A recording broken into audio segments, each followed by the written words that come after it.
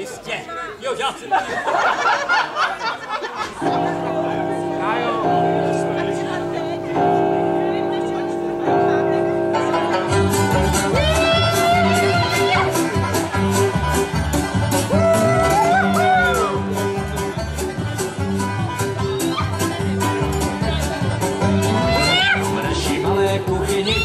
staré hodiny, dlouhých 90 let na stěně.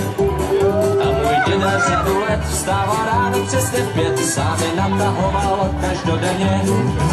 Byly koupeny v den, kdy byl děda narozen, vždycky rád poslouchal jejich hlas.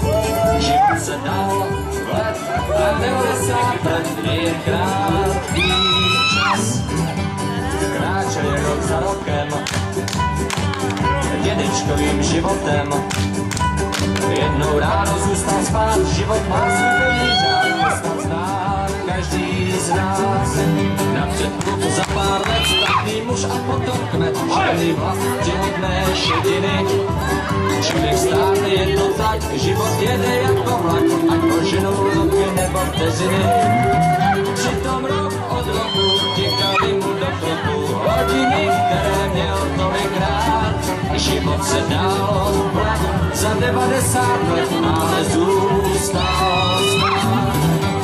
Kráčel je rok za rokem dědečkovým životem. Jednou ráno zůstal spát, život má svůj pevný řád, to snad zná každý z nás.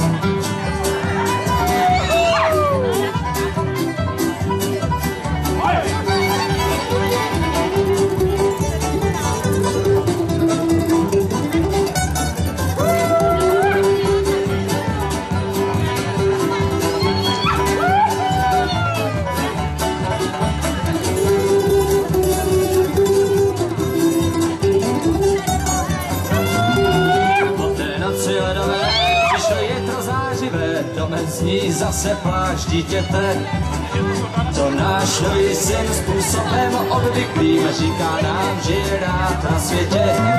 V naší malé kuchyni visí nové hodiny, místo těch, které jsou teď ve světí, začaly tik tak vesele počítat nové století. Budou kráčet rok za rokem celým naším životem.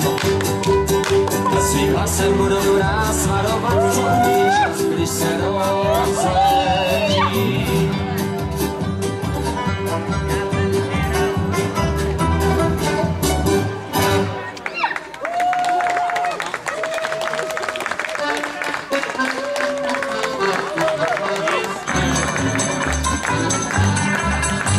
To, co na nás doma čeká, není zrovna fajnový. Od pondělka na koni, letos jako předloni, je to zatracený úděl, do pražnej estakád. Jubilou, nějaký cizí spávaná, to se ví. Zase se sejdem, za 7 let, příští týden, budeme hrát, budeme zpívat, přijďte se dívat, bude nám hejt. Léto nezaprší a když jo, takhle je furt. Všude vláda, všude víc, nebo zase hroznej víc. Ty, co neznají čistý víno, ať se zvouže napijou. Jim možná, že to přežijou. To se ví, zase se sejdem, za 7 let.